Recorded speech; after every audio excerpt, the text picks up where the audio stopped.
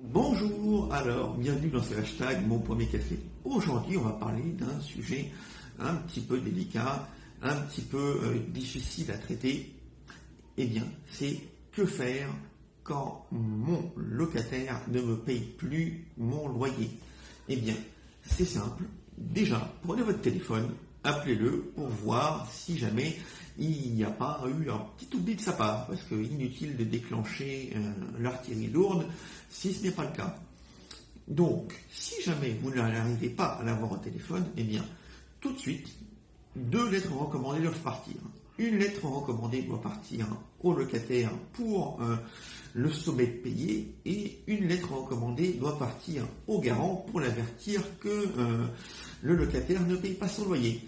Et peut-être, qui sait, le garant arrivera peut-être à faire entendre raison au locataire, et même si c'est le cas, et bien dans ce cas-là, évidemment, la procédure s'arrête. Et si ce n'est pas le cas, eh bien écoutez, le garant entre en action et paye le loyer.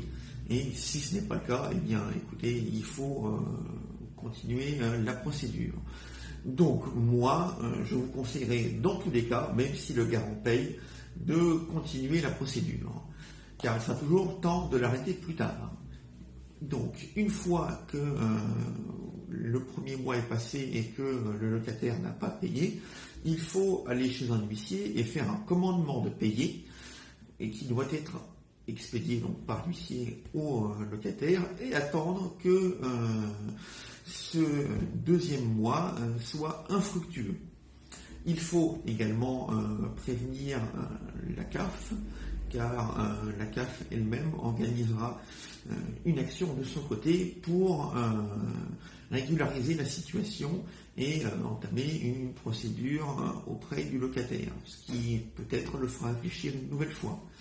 Et si ce n'est pas le cas, eh bien il faut aller prendre un avocat et donc partir au tribunal.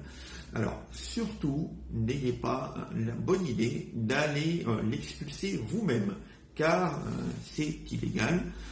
De un, vous auriez le droit à une amende et qui pourrait s'élever jusqu'à 30 000 euros, et peut-être une peine de prison qui pourrait aller jusqu'à 3 ans de prison.